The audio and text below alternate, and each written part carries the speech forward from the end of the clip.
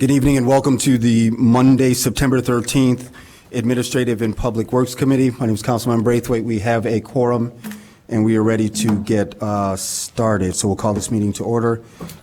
First, is there an approval from the minutes from our regular, M1 is approval of the minutes of our regular Administrative Public Works from the meeting August 9th. Actually, Mr. Chair, I found some discrepancies in Sure. Items A6, A7, and A9. Yep. Motions not being properly recorded, so I'm not sure if those have been corrected yet. Do you feel comfortable just sharing that with staff, and then we can get those updated by City Council? If not, we can hold them over and pass them at our next Administrative Public Works meeting, whatever your pleasure is. Yes, I'd emailed some. I'm not sure who does the minutes, but I forwarded it to the person I think does. Okay. All right, so as a matter of efficiency, I'm going to go ahead and hold item M1 until we have the corrections, and if anything, we'll pass them at our next AP&W meeting. Fair enough? Luke, you're good with that? Perfect. Oops. Councilmember Braithwaite, just as a point of reference, Please. the Administration and Public Works Committee did not adopt the City Council rules, so we can't hold. So if you want to table the item to the next meeting, I believe that would be more appropriate. Thank you. Thank you very much. Can you just, 1 second, Councilmember Reed? So we'll table it to our next meeting, and that'll give us time to update and then make sure that we have all of your edits in place. Thank you. If that requires a motion, I'll make that motion. Is there a motion? Does it? Go ahead. I'll make the motion to table M1, or hold M1 until our next regular meeting. Table. Table. It's the magic word, table. All right, second. It's been properly moved and seconded. All those in favor, please signify by saying aye. Aye. Aye. Any opposed? Okay. Councilman Reed, did you have something you want to share? Yeah, I'm just wondering if I would like to make a motion that we, I think it's appropriate that we follow council rules in every subcommittee of council. So I'd like to move that we adopt the rules of the Evanston City Council as our own. Thank you. All right, that is noted, and we can deal with that at another Well, that was a meeting. motion, so I'm seeking a second. So we're not in a position to entertain that right now, Councilmember Reed. we I are. appreciate your advice. We're going to keep on moving. We'll take care of that at another meeting. Thank you, sir. We're now ready to start public comment. We have one person signed up. And Ms. Esther, if you could please turn on your mic. You have 3 minutes. She's the only one, correct? Yes. Okay, great. And APW, it's only two, just for. Oh, 2. Thank you. I was corrected, 2 minutes. Ms. Esther going once. Ms. Esther going twice. Seeing no other names, no one present for public comments, we're going to move to the consent agenda. I hope that everyone's had an opportunity to look through the long list, and if there are any items that you want to remove, please speak now. And in the meantime, I'm just passing around. These are the. I would like to remove the item regarding ending the resolution ending the 15% cap on third-party delivery services. Which item That's is that? A19. I was Thank going to you. hold that as well. So we have A19. Is there anything else? Oh, that's right. A6, there's a presentation, so we'll remove that. All right, so we have item A19 coming off the consent agenda. A6, we have a presentation. Is there any other item before we go through? Yes.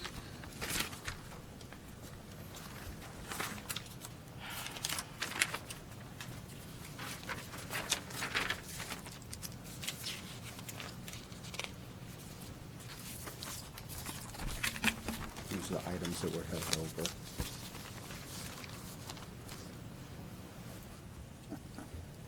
We gave an hour and a half for this meeting.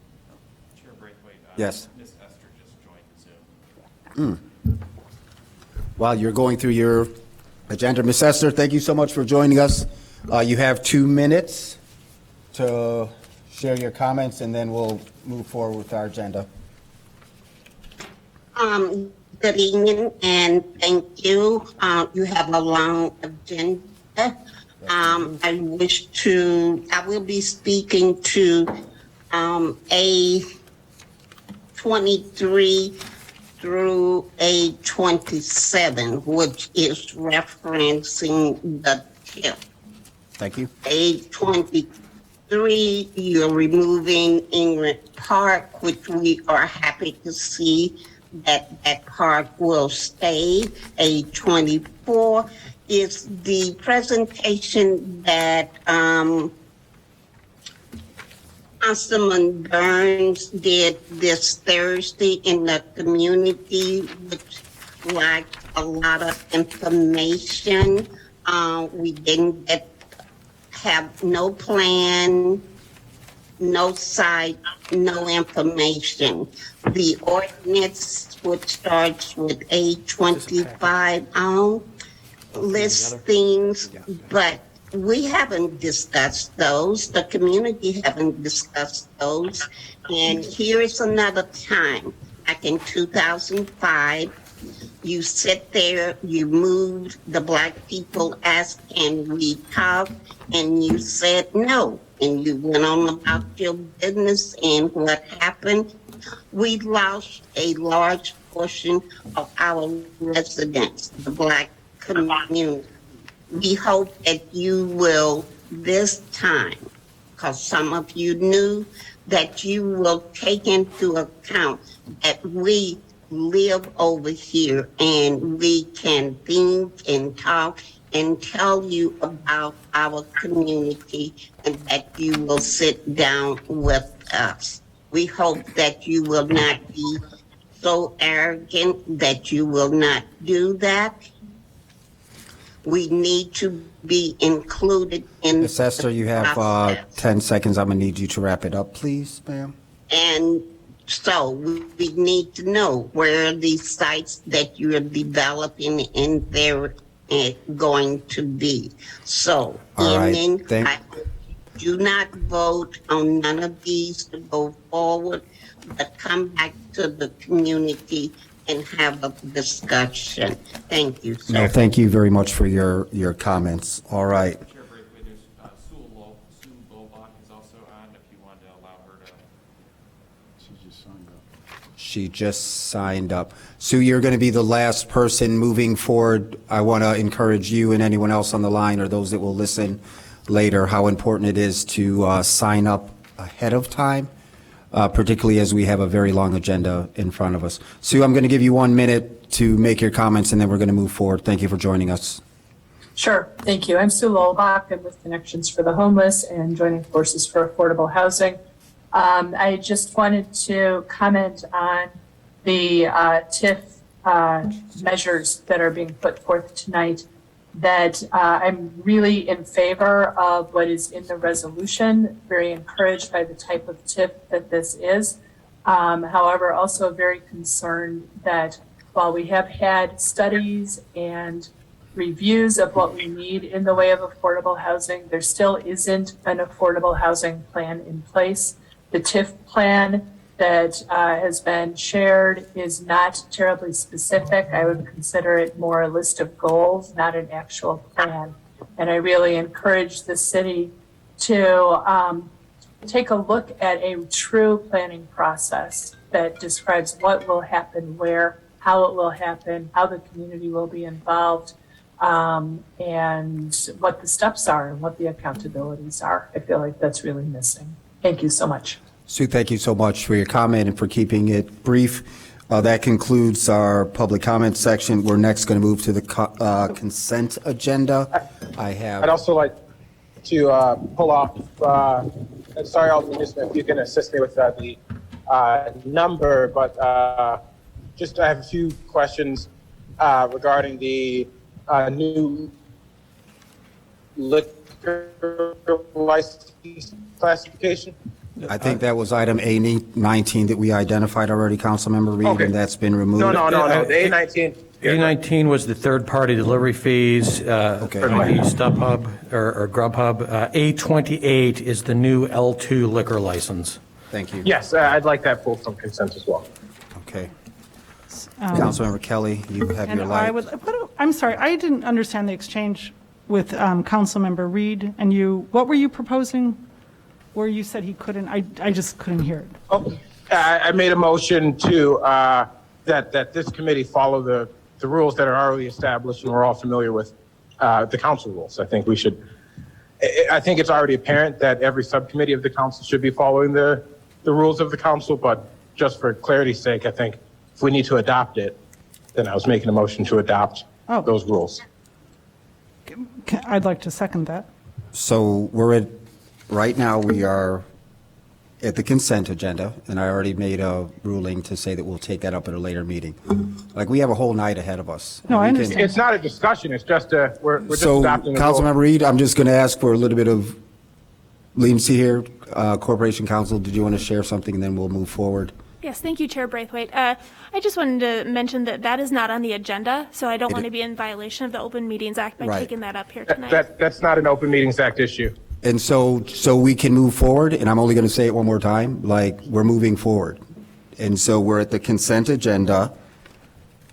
Okay, I'd like Councilmember to Kelly, you have- pull thank you. items 24, 25, 26, 27, I think 28 was already pulled, Yes. and 19, I think it is, and And A19. and A19, thank you that's already been pulled. Yep. All right. Thank you all very much for your cooperation as we, again, have a long meeting ahead of us. All right, so, members of the committee, we have item A1, which is approval of the BMO Harris credit card activity in the dollar amount of $6,495.41. That's for action. Item A2 is approval of the City of Evanston payroll bills list credit card activity in the dollar amount of through July 19th through August 1st, in the dollar amount of $3,207,738.19 through August 2nd and August 15th. We have $3,193,964.59. And then the credit card activity is $253,720.05. That is for action. We also have item A3, which is the approval of the contract with Greenlee and Hanson for Evanston Service Center, facility evaluation and master plan. And that service contract should not exceed $236,000.19. That is also for action. Item A4 is the change order number 1, contract with Hacienda Landscaping for Robert Crown Playground. That's just moving the dates. Item A5 is the approval contract of the extension with the salt company for the purchase of rock salt for the year 2021 season. And that is a cost of basically $62.16 a ton with a total amount of $466,200. That is for action. Item A6 is pulled. Thank you, sir. Item A7 is a contract with CDM Smith, Inc. for the corrosion control study services. That's in the dollar amount not to exceed $947,500. This funding is coming out of the water fund. Item A8 is the approval of the purchase order increase for the volleyball instruction at Chandler Newberger. And that has a budgeted allocation of $125,900. And that expense offsets, which is the annual revenue budget of $525 with the current year-to-date balance of $690,339 in additional revenue that will offset those expenses. I think that's important to note. We have a holdover item, which is item A9. the approval of the contract with Garland DBS for the roof replacement, and that covers, it's in your packet, Leahy, Gibbs, and also Lovelace.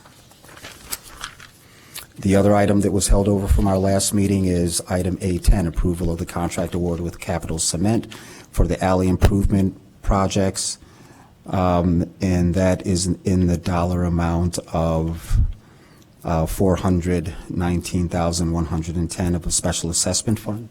Were you going to say something? Oh, thank you, Director. That total amount is actually $699,851. The funding providing is coming from the general obligation bonds for $70,000, community development block fund for $419,100.00, and then also a special assessment of $170,041.60. That is for action. Item A11 is the approval of change order number 1 to the contract with Precision Pavement Markings. This item was also held over. This change order will increase the contract amount by $50,000 from $120 to $170,000.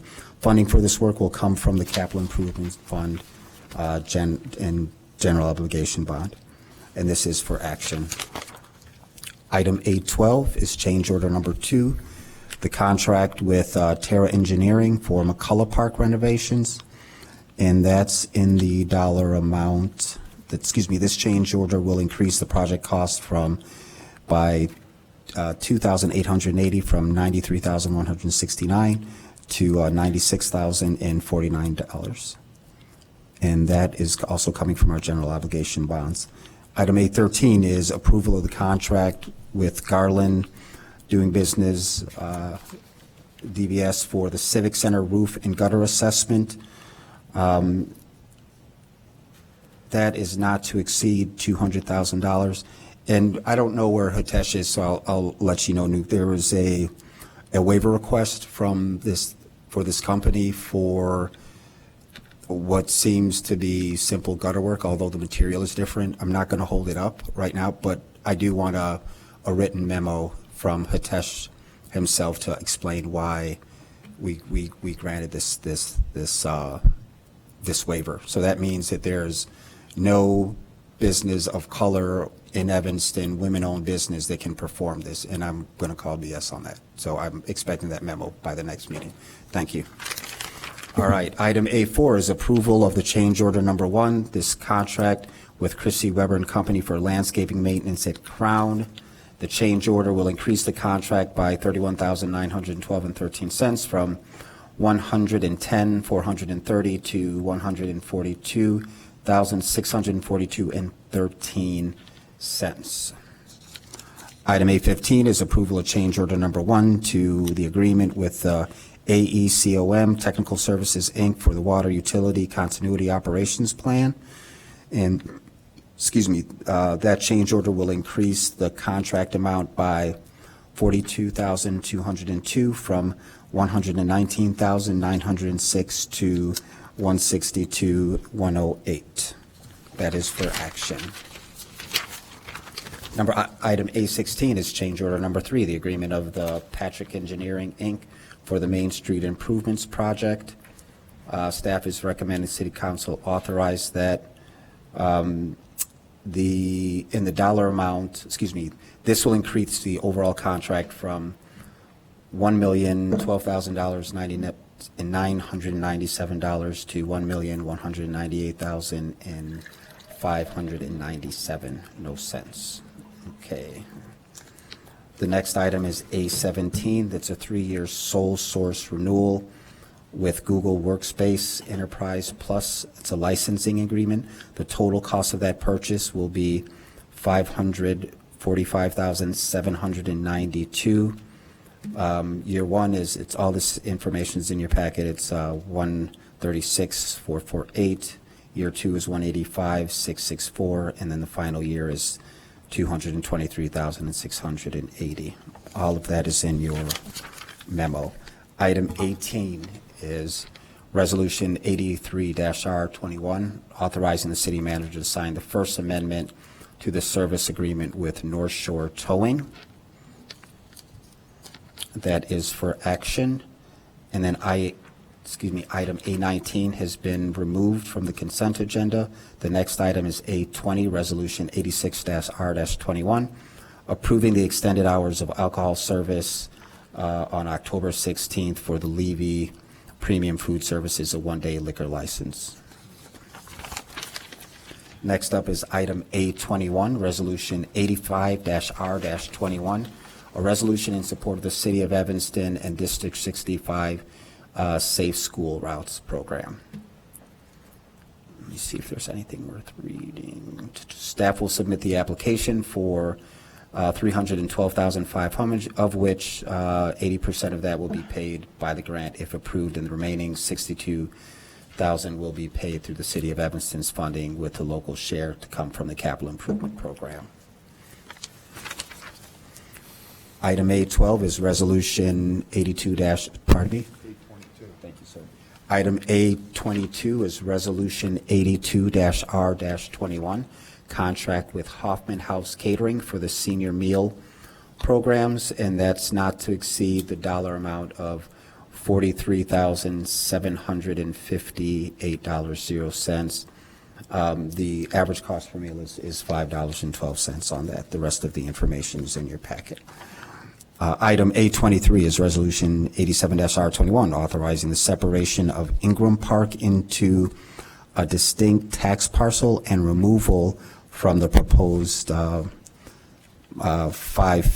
TIFs district. Item A24 is Evanston's, that's held over, okay. 24, 25. And 26, all right. Next one will be 29. All right. Okay. So items A24, item A25, items A26, item A27, item A28 have all been removed from the consent agenda. So that leaves us with item A29, which is the ordinance 86-021, amending section 10-11-5D, Schedule V, D of the Evanston City Code, four-way stops. So staff's recommending that our city council adopt this ordinance, and it will place a four-way stop at the corner of Hartree and Payne, and also establish a four-way stop. Yeah, that's it. So this is for introduction and action, all right? The next item is A30, ordinance 89-0-21, amending the city code to increase the number of Class D liquor licenses from 60 to 61 for RD Pizza LLC, doing business as DeSalvo's Pizza, and that's on 1945 Central Street. That also is for introduction and action at the request of Alderman Ravel. Item A31 is ordinance 91-0-21, amending the city code to increase the number of Class D liquor licenses from 61 to 62. That's for Evanston Pour LLC, doing business as Evanston Pour, and that's located at 528 Dempster Street. That is also for introduction and action, and that is requested by Alderman Nguyen. Not a big deal, but Alderman Nguyen's name, I think there's just one E in item A31. And then the last item is item A32, ordinance 90-021, amending the city code to increase the number of Class Q liquor licenses from 3 to 4 for 815 Ridge, doing business as Truly. This is also for introduction and action, and I'm making that request. Those are all the items that are on the consent agenda. Is there a motion to approve? I move to approve the consent agenda as read. Thank you. Is there a second? I'll second. It's been properly moved and seconded. All those in favor of passing the consent agenda as read, please signify by saying aye. Aye. Are there any opposed? The consent agenda passes. We'll now address the items that have been removed. We should have first a presentation on item A6, which is the approval of the contract from CDM Smith, Inc. for lead service line replacement plan and pilot implementation. Director? Good evening, Chair, members of the committee, Dave Stomack, Public Works Director. I'm here tonight to talk about different legislation and things that came down regarding lead service pipe. So the first thing I want to make sure everybody is aware of is that lead levels in Evanston's drinking water is below the action level of 15 parts per billion at the 90th percentile, and we've been below that since November 1992. There is no detectable lead in Lake Michigan water, and there is none in our distribution system until the water enters the pipe that goes from the water main to the properties, and that pipe is generally constructed of lead or copper, and those minerals mingle into the water during that time while they're in that pipeline. In Evanston, we have a total of 14,400 water services. 79% or 11,388 are assumed to have some lead piping. And I'm showing that the estimated cost to remove all the lead. One moment, Director. Councilmember, I'm just now seeing, was that a previous slide? I'm sorry, say that again. I just put my light on. Whenever you get to a point where you're ready to take questions, I'll wait until then. Is it over something that he just previously showed? I'll continue with your thing. I'll get to it in a second. So currently, staff is estimating that the cost to remove all the lead pipes is $168 million. That's in 2021 dollars. Based on experience, we generally see about 2% cost increase per year. And if we have 34 years to complete this project, we're estimating that the total cost by the end will be $224 million. So the House bill itself that was just recently signed by the governor requires us to prepare a plan to replace all lead service pipes, and we have to submit that plan by April 15, 2024. That's part of the work that CDM Smith would complete for us under item A6. We then have to implement the plan by April 15, 2027, and remove all the lead service lines in 33 or 34 years. We do have to prioritize locations where younger children might be, such as daycares and preschools and things of that nature.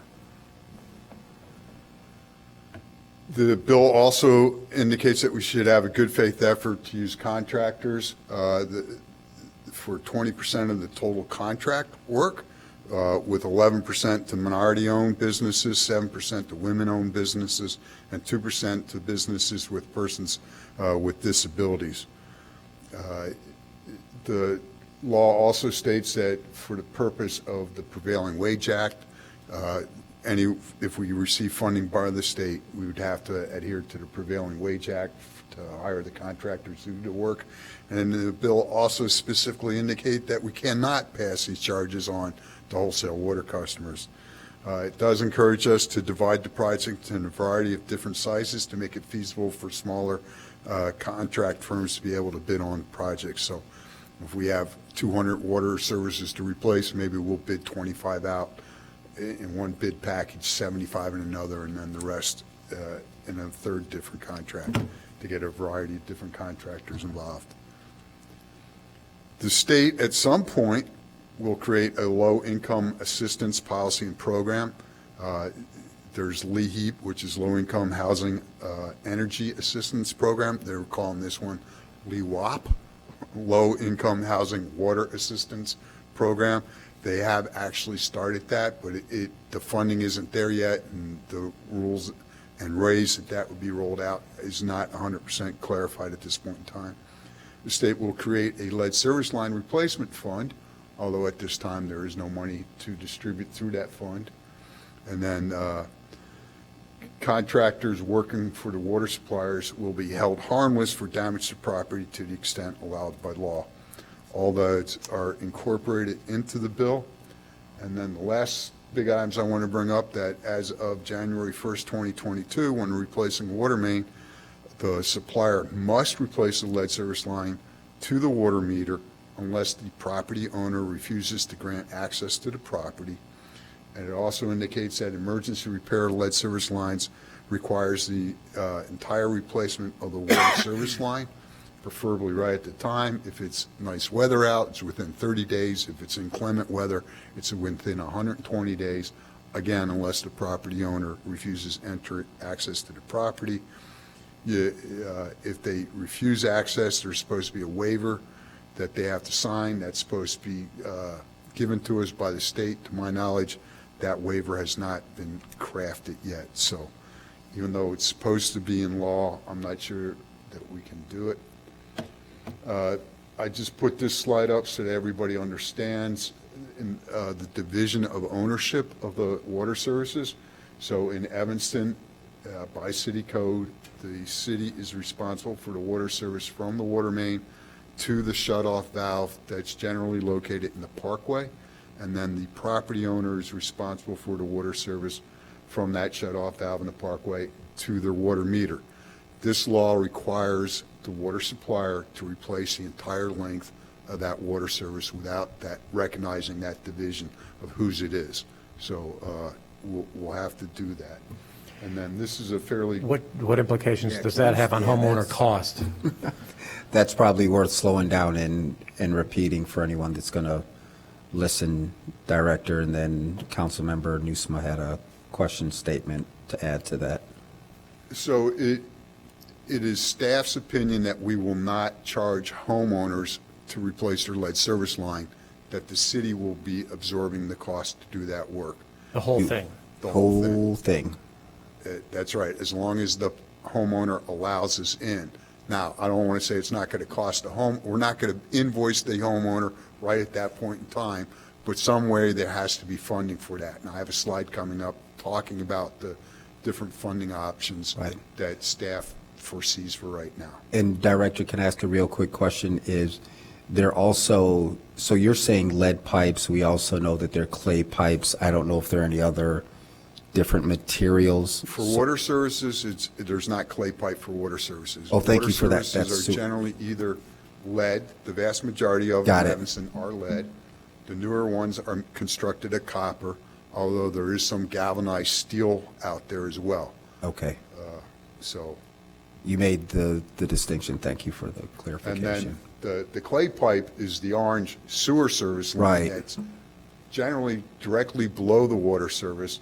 So when the homes are built, they excavated one trench out to the street, put the sewer pipe in, put a little bit of stone or backfill over it, and then put the water service right in the same trench.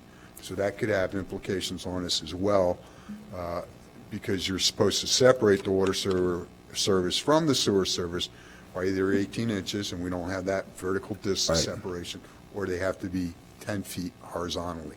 So that's a challenge that we're still working with state legislators to try to get that specific law granting an exception when the water service is being replaced for the sole purpose of replacing the lead service line. And before we start this, I'm probably going to ask that we come back and do a refresher course to our residents, depending on the timeline, because I have more questions, but in an interest of time, let's keep on moving. All good stuff. So these are the four main topics of the new legislation, and I have more slides on each one of those. So funding, the city of Evanston was given a $1 million grant that will be in the Rebuild Illinois from the state. So that's money that we will spend in 2022. The city has already turned in a package to try to get a $4 million principal forgiveness loan, which is another term for grant, but that's how the state says it. We won't know whether we'll be getting that money or not until July of 2022. The city has received the ARPA funds, and water main replacement and lead service line replacement is an eligible cost to be used on those type of projects, ARPA projects. We're all watching very closely what the Biden infrastructure bill will do. At one point, I knew that there was, in that bill, allocated $45 billion for lead service line replacement, which we believe will be distributed to the states and then passed through the states through their loan funding as those principal forgiveness loans. At some point, the state's supposed to establish their state lead service line replacement, and then ultimately, if there's no funding available, then the city will probably have to raise water rate increases to get this work done. I don't see that specifically in the near future, but over the 33 years of getting all this work done, it all depends on how much money comes down from the feds and the states as to whether we're going to have to address this money shortage in Evanston. And that would be to our retail customers. That would be to our retail customers, because the law specifically states that you cannot pass these costs on to your wholesale water customers. However, we do make a net profit on sales to wholesale customers. So we do have, that does turn some extra money that we can do what we want with. That is correct. Thanks. The other big challenge, and I'll get to it. Let me continue with the slide. If I can just jump in. Sure. For one question with the last slide. Is the $1 million, so I know we worked with Senator Simmons to secure some money for the 8th Ward. I think that's secured now. Is that the Rebuild Illinois grant, or is that, what is? This was already in the bill. Okay, so this is separate. Prior to Okay. us meeting with Senator Simmons. And I have not heard anything that he was successful in obtaining that yet. Okay. I think it's still too early to say whether he's going to be successful or not. Okay, thank you. And we have met not only with Senator Simmons, but we have met with Senator Fine, Representative Gable, and Representative Jenkon Gershowitz to let them know of Evanston's plan to replace these lead service pipes and how we would proceed going about that, and asking for any help that they can get in trying to generate revenue for us. The impact of this is that item A6 is to hire a consultant.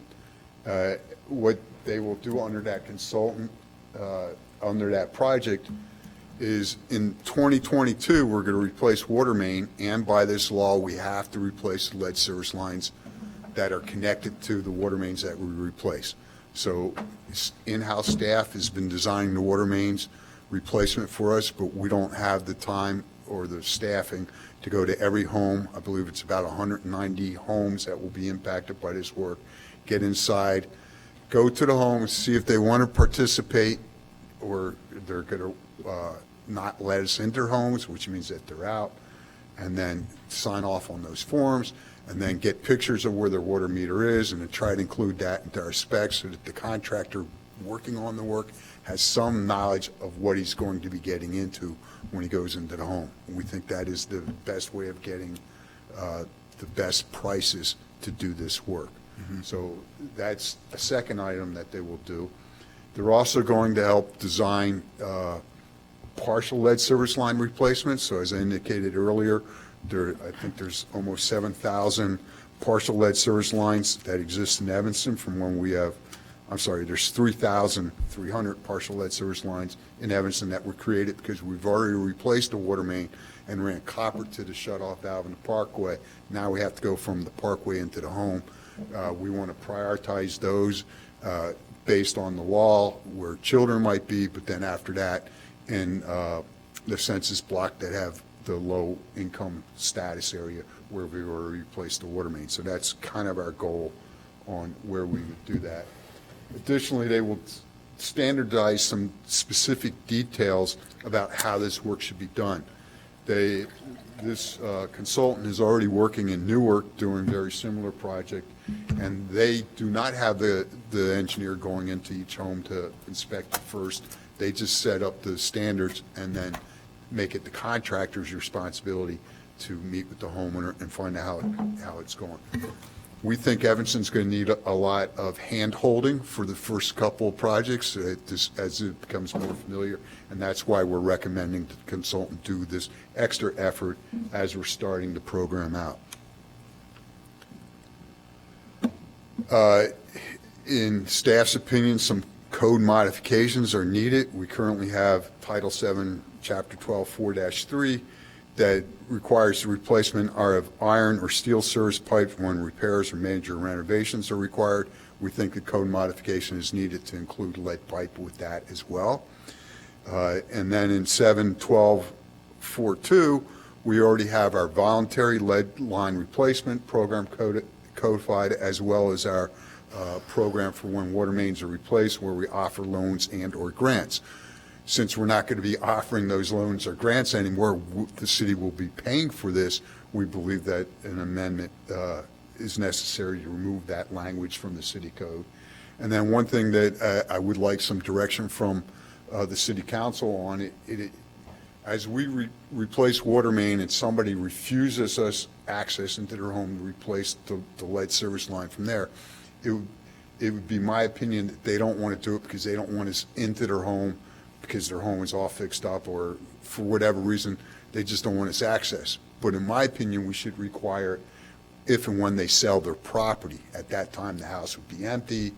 In my opinion, there wouldn't be any reason why they shouldn't allow us access into their home to then, at the city's cost, replace the lead service line. So I'm seeing some head that sounds reasonable, so that's something that I will include in the proposed ordinance to modify these other two sections. I would incorporate that into that ordinance as well then. So this new legislation will have some impact on us right away. We are currently advertising and scheduled to interview to hire a civil engineer to work on our program. This is needed because there are so many requirements in the state law that require us to keep accurate tracking. So when somebody has a leak on their water service, we have to make sure that somebody contacts them and make sure that they're aware that we have to replace the entire water service, or that they can sign a waiver saying they don't want us to. But if they sign the waiver, we have to immediately, within 30 days, make the state aware of that transaction. So we needed somebody who could focus their full-time attention on keeping us in line with the state requirements, and that's what this position is for. As more water services break, we're going to need to have somebody available to replace the entire water service. So that could be done by bringing on additional crews in the water division. And I know we all want to talk about how workforce development, how this could happen. I don't necessarily want to talk about that tonight because I want to just get through this part of it. But staff agrees that this is something that could definitely happen.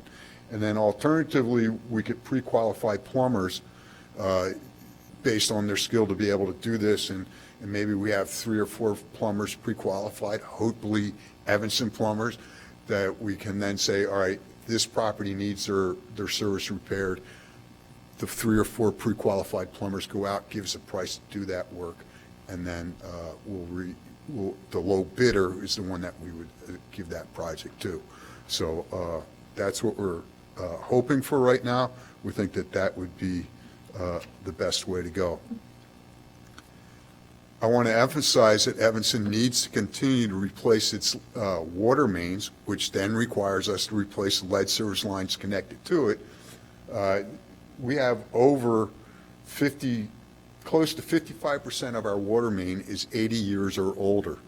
It only has a 100-year life. You can see that we have 48 miles, 31% of our water main is already over 100 years old. That's a situation that we have to try to avoid, and so staff has been targeting to replace 1.5 miles. We have 150 miles of water main, so we're getting about 1% of the water main replaced a year. So far, we've been fairly good at identifying the water mains that appear to have the most breaks and are the ones that are in the most urgent need of replacement. And so we're doing that, and we're keeping our head above water on that. I'm not sure that we always will as time goes by because of the age of the system.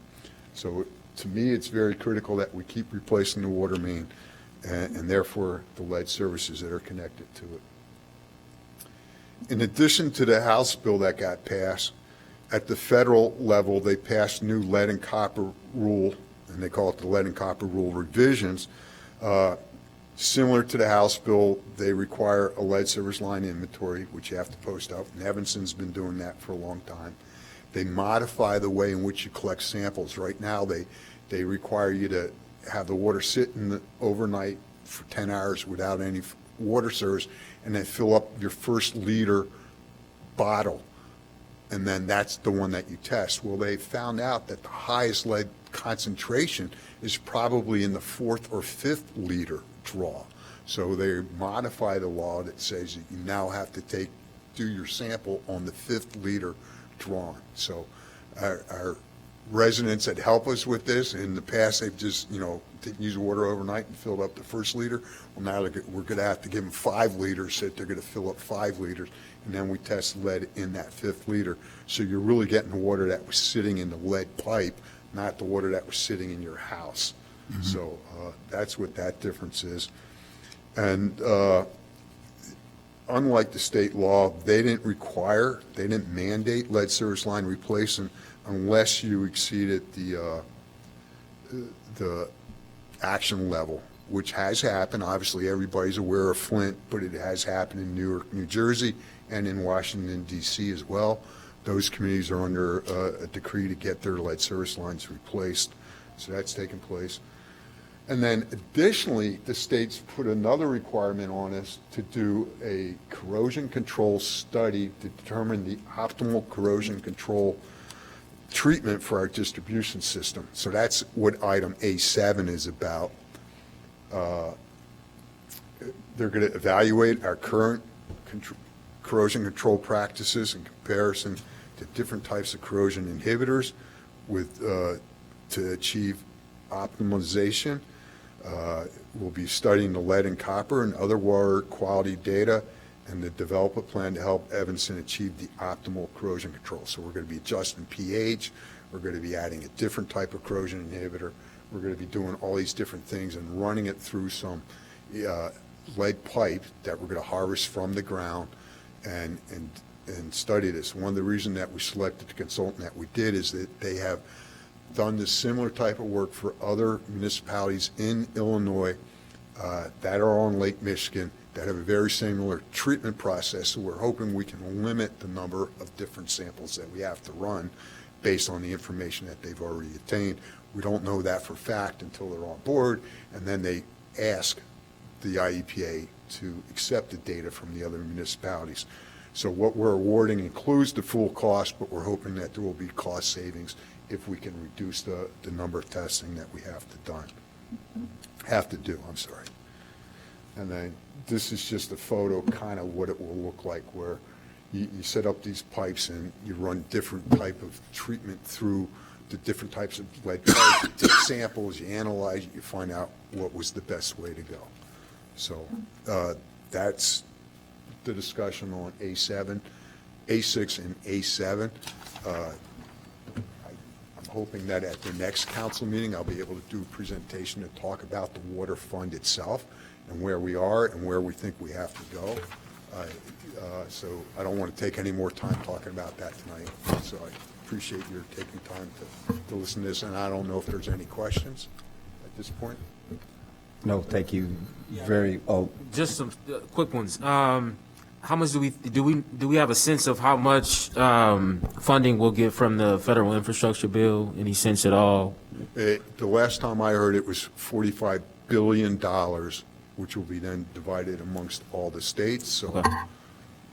And then what about the somewhere state? Around $1 billion maybe will come to the state of Illinois. Thank you. And then what about the state-led service line replacement fund? Any idea how much we get from that? There is no real word coming down from the state on it. The way they wrote it, it's what's available, which is nothing's available at this point in time. For a full water service line replacement, how much do we know how much that will cost per full replacement? We do, and I'm going off the top of my head now. I believe it's $11,000 from the water main to the meter is what our estimated cost is. And do we know how much of that is labor? Not off the That's top fine. of my head, no. And then I know the lead pipe workforce development conversation is coming up, so I'll hold my comments for that. And then also another consideration is the lead itself. I don't know what it's valued at, but if we can sell it and get something back that can help go towards funding this workforce development program that I'm going to advocate for. I'd like to get some numbers on that. I know you and I talked about what happens with the actual lead that we recover, and I don't want to speak for you on what happens with that, but if there is any value to it at all. We generally don't recover it. It'd be more expensive to take try it out. pull it out and sell it. You spend more money pulling it out than what you could sell Okay. it for. Well, if we can get some numbers on that, I'd appreciate it. Okay. Okay, thank you. Councilman Newsom, you had a Yeah, I just wanted to say Question statement. thank you to Director Stoneback for this review and keeping on top of our water quality here in Evanston. And as this process moves forward, to the extent it makes sense, I'd like to include the Utilities Commission in the discussion. And that's, I'm ready to make a motion on this item if there are no further comments. Just a quick last statement, seeing no other lights or for comments or questions. So thank you for explaining that, because there was a huge, the CDM was the most expensive one. And it's helpful to have that background, that they're the only ones that have the background. Right, and as I indicated, they're working in Newark, New Jersey right now, and infrastructure maintenance, Mr. Sutton's firm. Yep. Worked with them in Newark, and he's a partner with them on this project as well. Okay, good. Local businessman who lives here in Evanston. All right, seeing no further lights, all those in favor, please signify by saying aye. Aye. Any opposed? Okay, that's item A6. Next up, thank you very much, Director, for the presentation. A19. Let me just get to the page. Give me 1 second, please.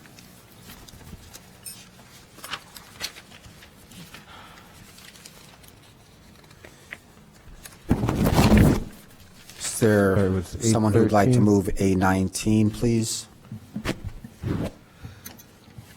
Sorry, Councilman Braithwaite, did you pull A13?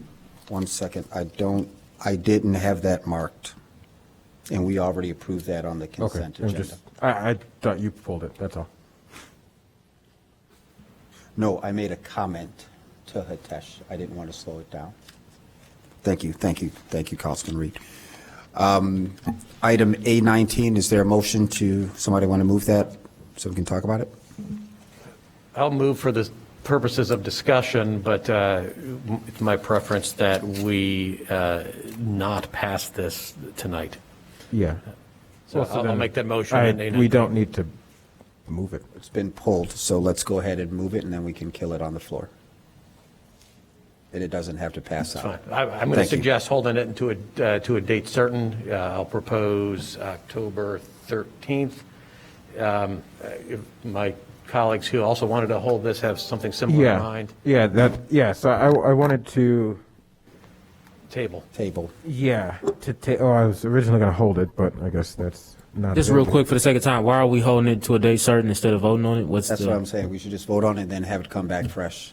And Is then there more that way- information? Do you need more information? Okay, then Not a we matter can of- vote on it. Okay, so let's do it one at a time. I know we spoke, so if you want to give your reason why, and then Do we have a motion on it? we did have a motion. It was motion, There was no motion yet. I thought you motioned. I'll make a motion for the purposes of discussion Thank on you. item A19, Resolution 81R21, terminating limits on third-party delivery service fees.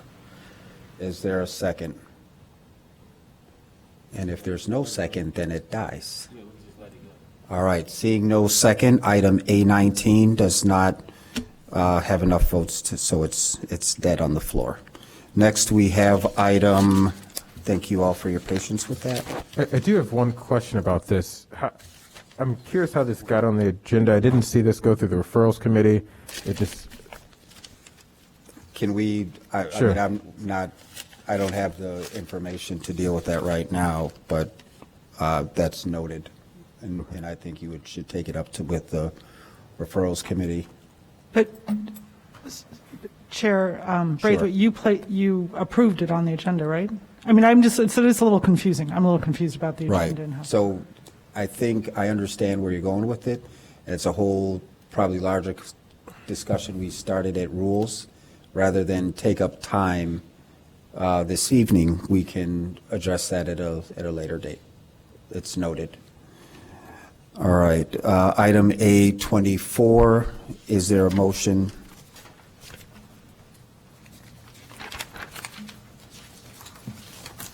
I move approval of 88R21, City of Evanston, commitments concerning the proposed 5/5 district. I will second it. It's been properly moved and seconded. First, I have Councilmember Kelly, followed by Councilmember Reed. Councilmember Kelly. Thank you. So, yeah, I just feel we need, obviously, much more discussion on this, and I'm coming at this as a veteran public school teacher in Evanston of some 30 years, and a parent and community member, and so I have deep concerns about the impact of this proposed TIF and the resulting financial burden on our school districts. Our school districts and our school-age Evanston students will, in the end, be the hardest hit from this very large proposed TIF. Over 1/3 of our students are low income. So reaching and delivering the support and education necessary to ensure academic success requires financial investment, and we can't argue about that. And this TIF will, redirect funds from our public schools. So, if we're really prioritizing equity, then we know that a top budget priority must be directed towards delivering high-quality education to all our students, and particularly to our low-income and students of color. As I mentioned, the TIF will redirect our dollars away from our classrooms, away from education, and as such, it is our ethical obligation as a city that we should be invested in the care of all of our residents and the most vulnerable. And so I am very concerned about how we move forward in terms of, and I know we got a letter today, but in terms of working with districts, with our school districts. So I would like to open the discussion. I think it's important that we do have a public discussion with regard to the partnership with our districts. So I know, Councilmember Burns, you'll have some comments on this, but I would like to know where we're at right now in terms of, we could discuss it publicly, in terms of establishing an agreement with District 65. This is very important in terms of, how the money that would otherwise go to our districts, how this will be allocated. So I would like to know how some of the concerns addressed by the district, and my concerns also, are going to be addressed through the TIF.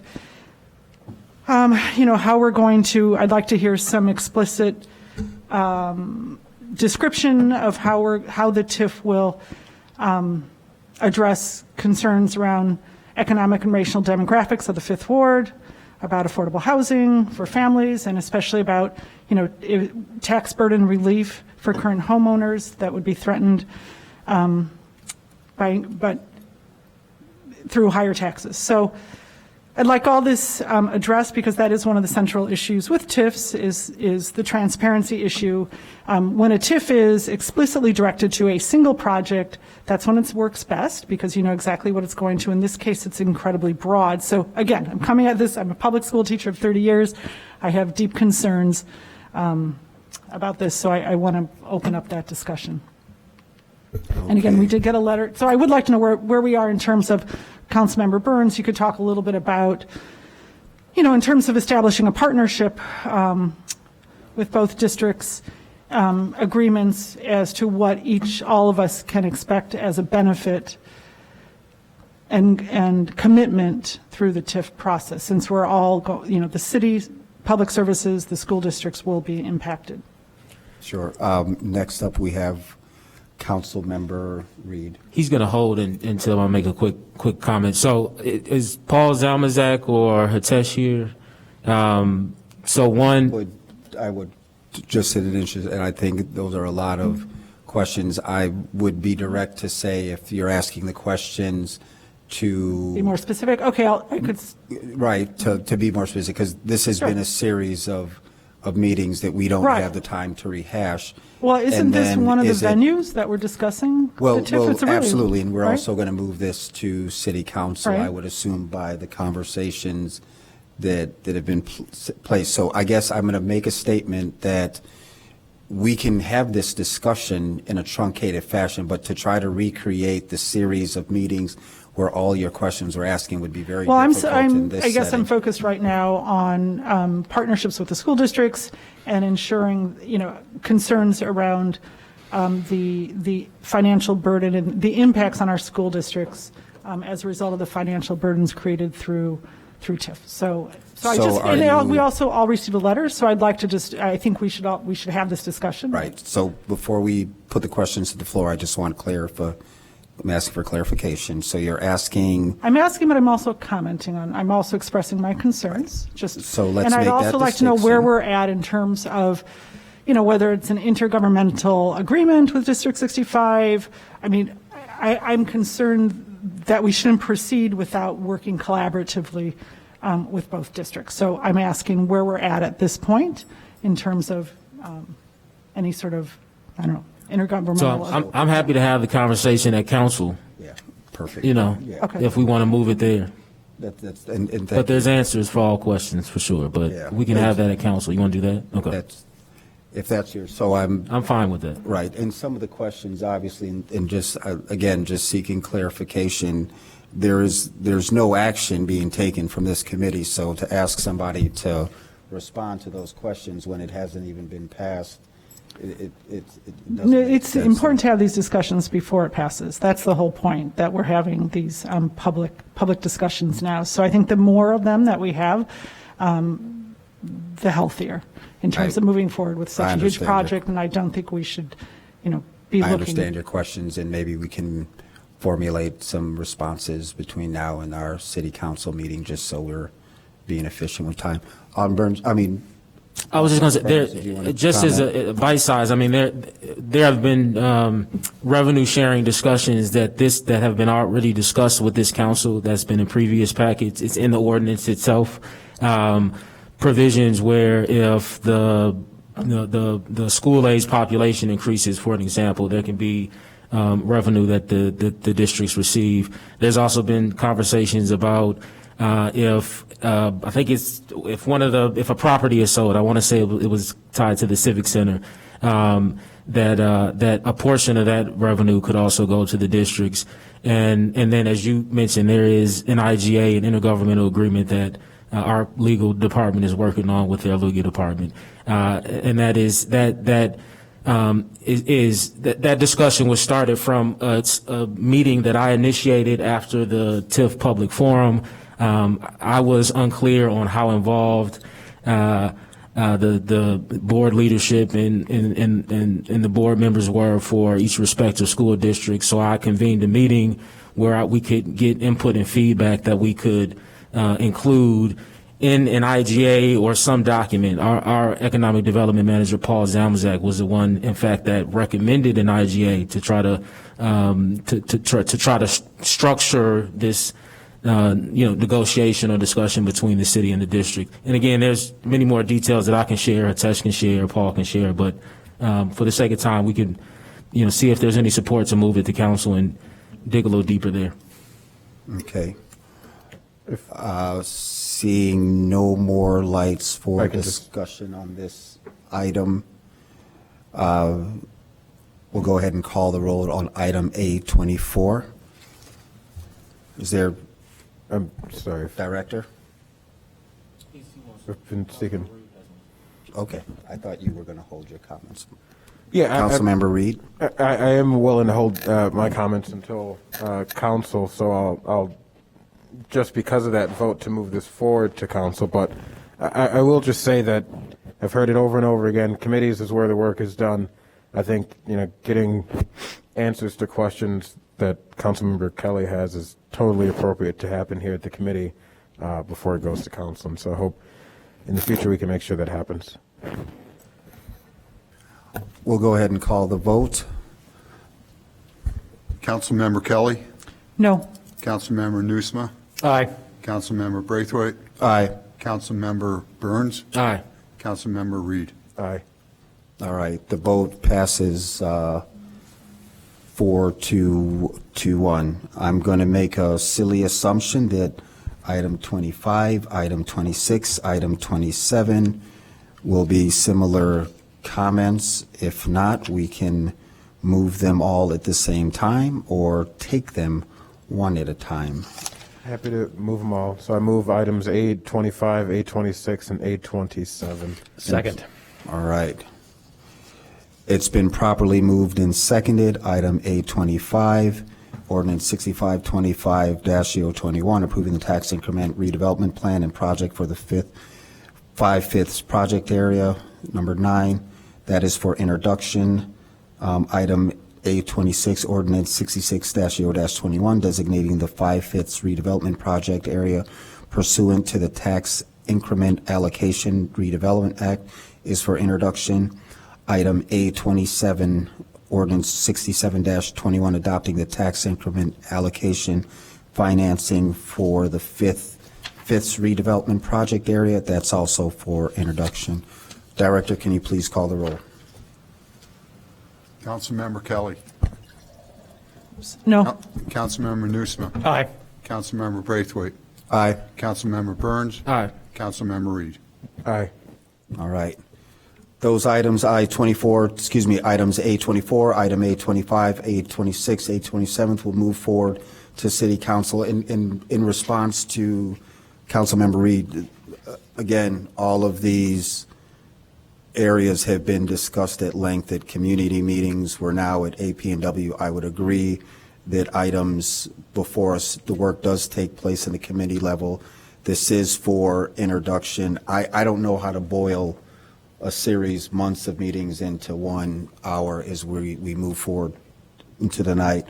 But we do have, for specific questions, if you weren't able to attend the meetings, if you didn't read the meetings, if you were not satisfied with conversations with Councilmember Burns, then of course you have 2 weeks to get your questions answered with our staff or Councilmember Burns.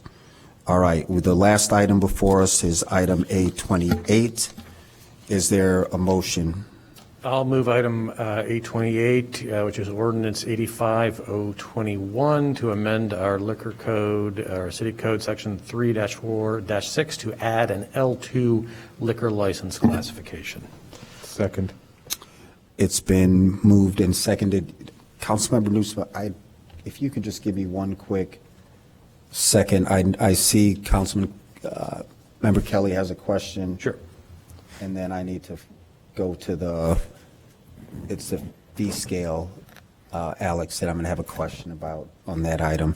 Councilman, please ask your question. So my question is, and I think I asked before, and I didn't have a chance to check the latest emails, so perhaps you answered, but could this ordinance possibly reduce the amount that a formula establishment or big box establishment, depending on the square footage and the space that it would sell liquor, would have to pay to the city of Evanston? Could this have an impact in terms of that fee?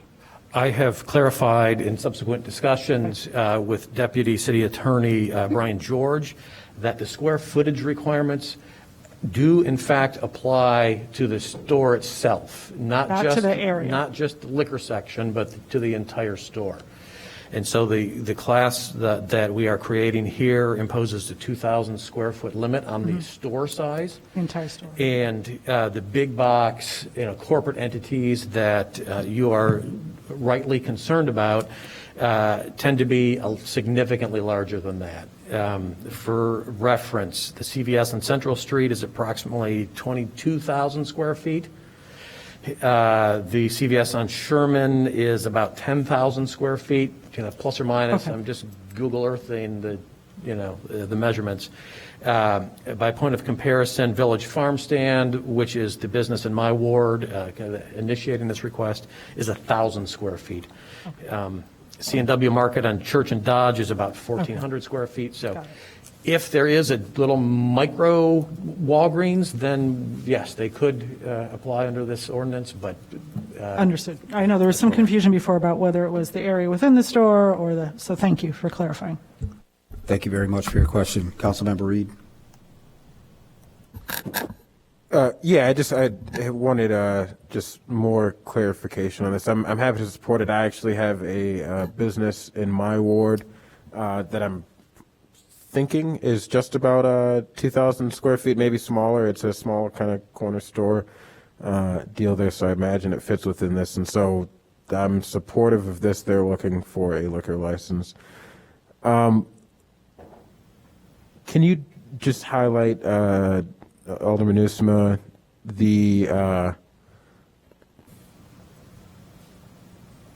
what category would these licenses normally fit under, and what's the kind of the big picture difference Current here? code doesn't really contemplate a small grocery store like this. So if, for example, Village Farm Stand in the Fourth Ward were forced to apply for a liquor license under our current code, it would probably be Class F1, which is what Whole Foods on Green Bay uses, for example. It's a $40,000 application fee, a $13,000 renewal fee, clearly meant for national chains, big stores like Whole Foods. That's why we're creating a separate class for a new category of grocery store that hasn't been contemplated in the code until this point. And the new application fee is?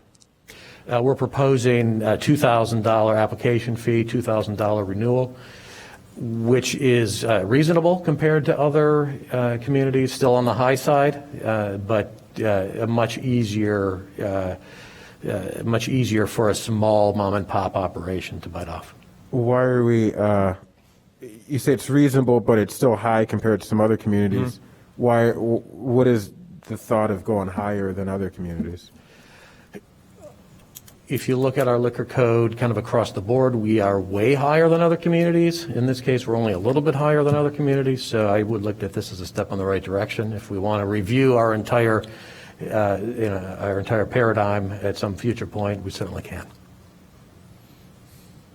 This is just for interest. I would be interested in seeing if we can, particularly since this is for our smaller kind of mom and pop and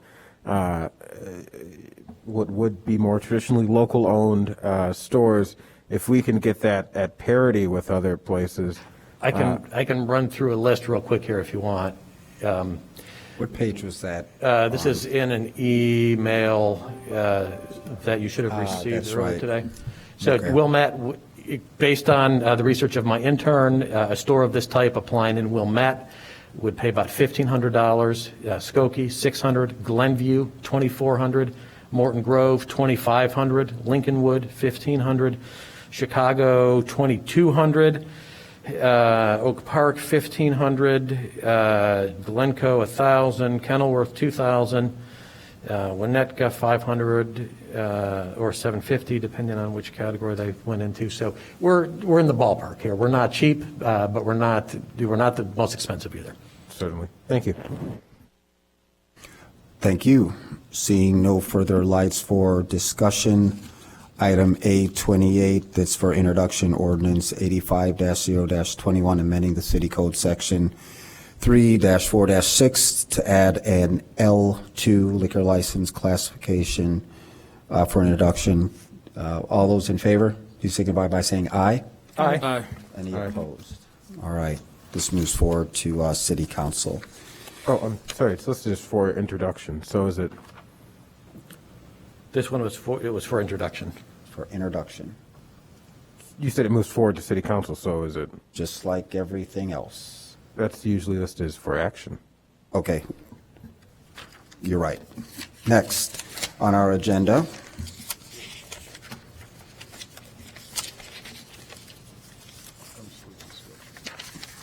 items for discussion. Originally, which I just want to thank all our committee members for your commitment to move things along. Councilmember Kelly, we have a little bit of time. There was an item that you wanted to discuss. I think it was exactly not raising any taxes during our, I'll just give the floor to you. I just want to, Please. reflect it in the record that you opted not to put this on the agenda, and this is a referral that I made that would preclude any tax increases for fiscal '22. And I think it should be entered in the record. There's this other item that you said we wouldn't discuss now, that we couldn't figure out how it got on the agenda, but yet that one you opted not to put on the agenda. Right. So we can't take any action on that, is that correct? Well, the item for discussion, so we're at items for discussion. I can go back and find the actual, how you stated it, but you just shared it. So if you, So I made a referral that would, and I didn't see this on the agenda for tonight, correct?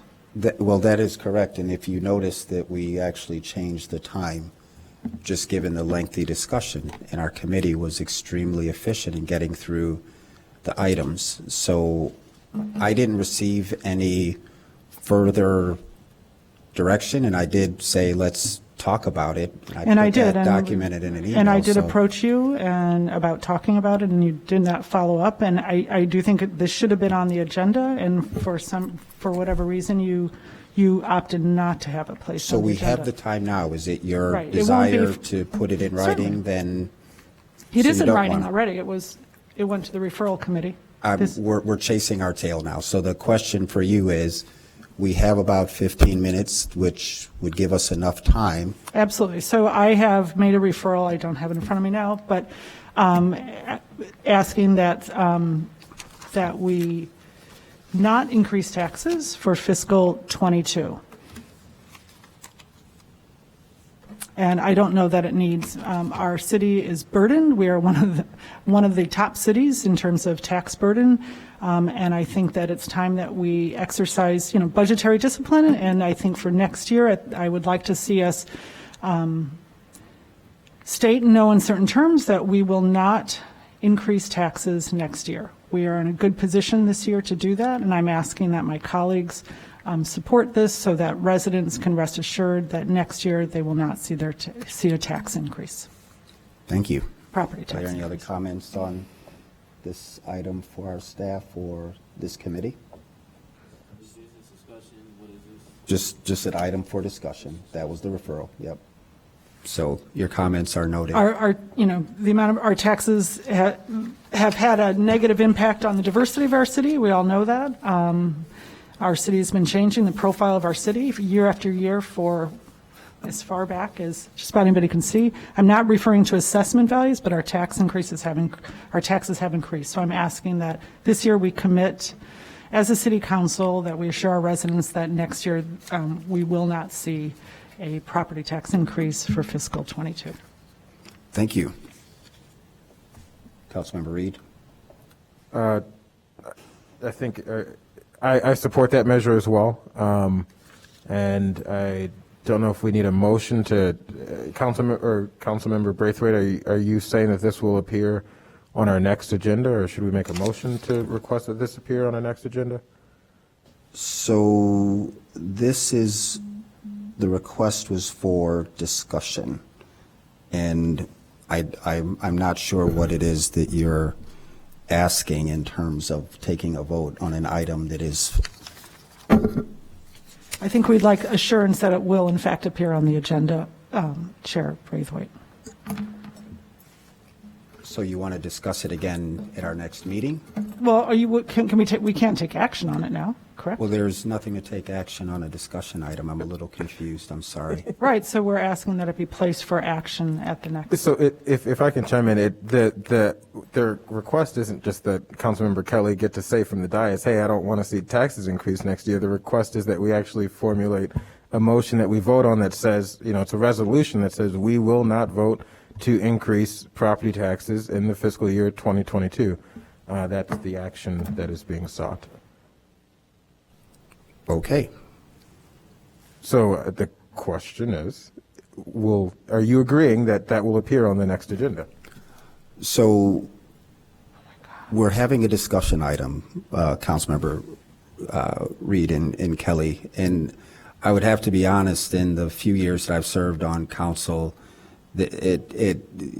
what you're asking is a series of conversations that typically take place over a series of meetings that involve staff memos and presentations from our city staff back and forth conversations from our city council. If you've ever participated in a budget session, I would have to be honest and politely say it makes no sense to make a statement that says no So taxes. plenty of councils give Pardon me, I directions. have the mic.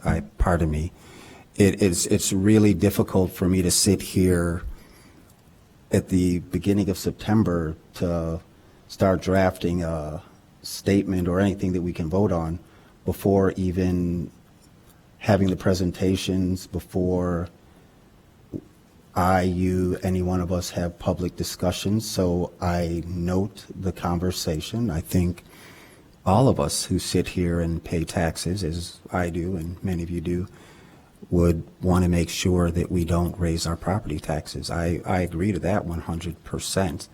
I just want to be responsible to say that I understand, I agree, and as we go through our budgeting sessions, we'll have opportunities to vote on things and services that matter and do our best to balance our budget and vote on it.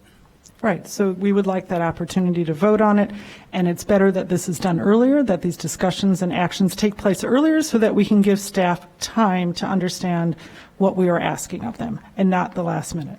Yeah, So that's your opinion, so we're asking that we move forward with this as a resolution to take action on. Thank you.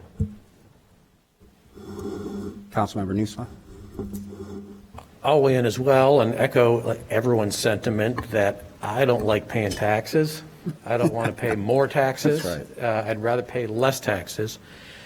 But as an elected representative who is tasked with making sure the city of Evanston is meeting the needs of its citizens, I think it would be imprudent to pass a resolution has been suggested at this point in the process. And Thank you. before we have the numbers in front of us, before we see what the big picture is.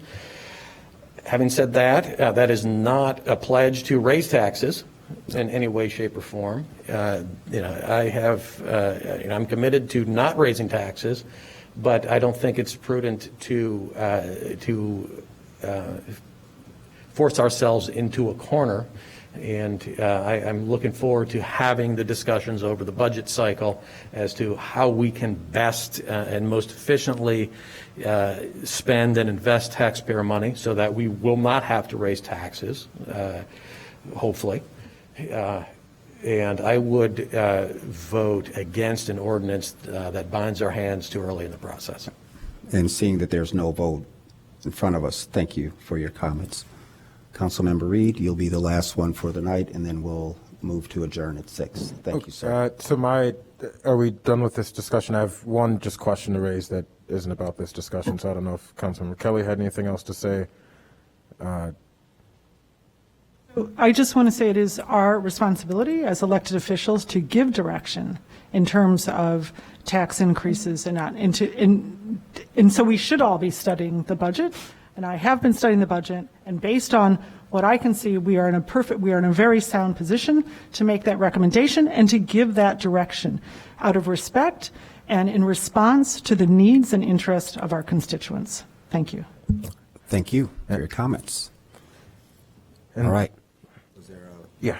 Final Yeah. comment or question before we adjourn? Yeah. I have a separate question, but just to the last point to that, I will say that, property taxes is a very easy, it's a guaranteed and easy way for us to raise revenue by practicing, I wouldn't say tying our hands, I'd say it's practicing restraint.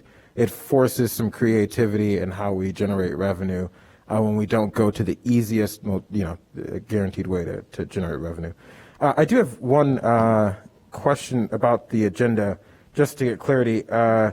Certainly was voted in favor of another item, which was A28. I also didn't see that go through the referrals committee either, and it seems to have just appeared on this agenda. So can I get clarification on that? A28 kind of. That's Alex. Well, Alderman Newsom, if you can just, you're the. So again. Yeah, A28 kind of started before the references committee was in place. Maybe not officially in the process, but the thought was the work on it was proceeding before the references committee was in place. And I think were you going to share? Well, go ahead, because I was going to speak to the operational functions of the city is what I think you're going to share, but. Thank you, Chair. I was just going to say that this also came out of the Liquor Board Commission. So there's Liquor Board Commission. I'm sorry, Council. Okay, go ahead. Yes, this item is on the agenda after going through the Liquor Board Commission. So because there is a Liquor Board Commission, items like A30 where you're changing the class, those items come through the Liquor Board Commission. So it's just another commission that the city uses that goes on to APW. Yeah, that wasn't the question of the class. It was specifically this ordinance change, which is different than just a granting a standard application, but thank you for that. Correct. But it still came through the Liquor Board Commission. Does that make sense? No, because as Councilmember, if I wanted to make a reference, it'd go through this different process, and this just kind of went straight through. So that's all I wanted clarification on. Okay. I would, maybe if you have some time after the meeting to meet with Councilmember Reed to explain how. No, I understand everything things she can- said. Pardon me, I have the Next time floor. around, when this first comes up, the appropriate procedure will be to make a referral to the References Committee, which would then go to the Liquor Board, which would then come to us. We're all good? Quickly, I've had referrals that I made before the referrals committee was in place that made it straight to an agenda. And that was worked out with City Manager Storley, because it wasn't in place when I made the initial referral, when I had that conversation with her. So I don't know if this was the same I've situation, also but had yeah. referrals before referrals committee that still went through the referrals committee process. Okay. And to your point, some of mine did too. It all depended on whether or not staff was able to get to it, to develop. So that is true. Some of my referrals that I made before the referrals committee went to referrals. The ones that staff was able to work on got put on an agenda. So that's accurate. All right. All right. Again, to the committee, to our staff, the folks who've signed up for public comments, a lot of information that we had to get through. I just want to thank you all for your cooperation, doing your homework ahead of time, submitting your questions to allow us to actually be ahead of time. So AP&W is scheduled for 6:15. We'll start. Pardon me. As I'm flipping for my agenda. Yeah. Our P&D will start promptly at 6:15. Thank you all very much. Seeing no other items before us, this meeting is adjourned.